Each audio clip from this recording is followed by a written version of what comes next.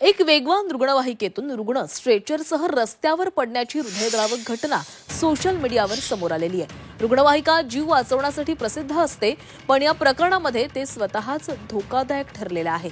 व्हिडिओमध्ये दिसतंय की रुग्णवाहिका महामार्गावर धावत असतानाच मागचा दरवाजा अचानक उघडतो आणि रुग्ण स्ट्रेचरसह बाहेर फेकला जातो.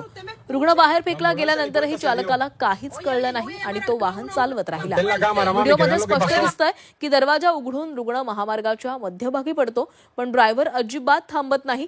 मागून येणाऱ्या कारमधील व्यक्तींनी ही संपूर्ण घटना आपल्या कॅमेरामध्ये टिपलेली आहे. अशा निष्काळजीपणामुळे रुग्णाचा जीव धोक्यात आला असता सुदैवानं मागून कोणतेही वाहन येत नव्हतं, नाहीतर मोठी दुर्घटना घडली असती.